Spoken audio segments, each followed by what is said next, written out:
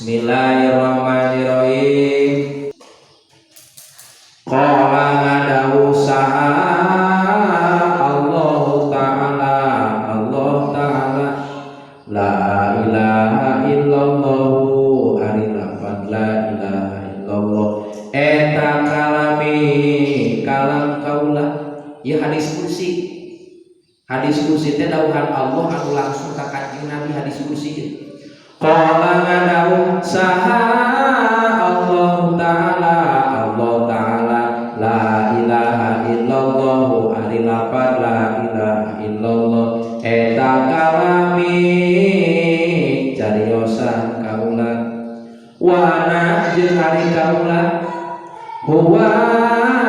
eta ari itu la ilaha illallah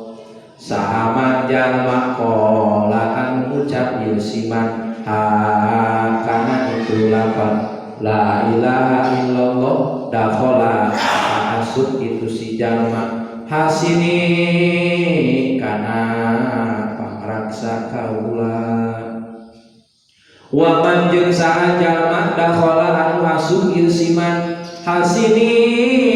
kana pangraksa kaula amanah maka bakal salamet itu siman bin iqabi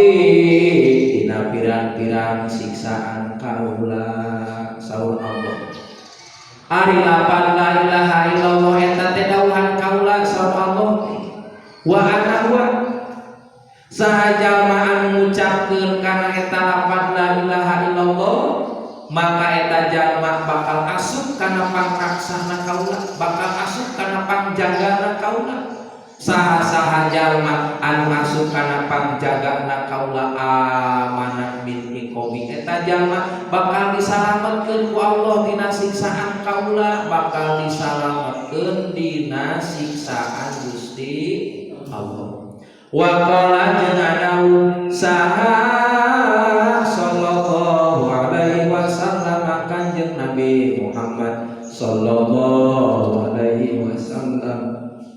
Udu nyampurnakeun aranjeun kabeh zakat abadanikum kana zakat awak-awak aranjeun kabeh biqaulin la ilaha illallah kalawan cariosan lapan la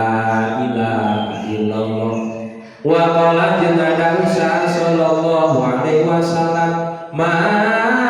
min abdin yaqulu la ilaha illallah Muhammadur Rasulullah qala Allah Ta'ala sadaqa abdi anallahu la ilaha illa ana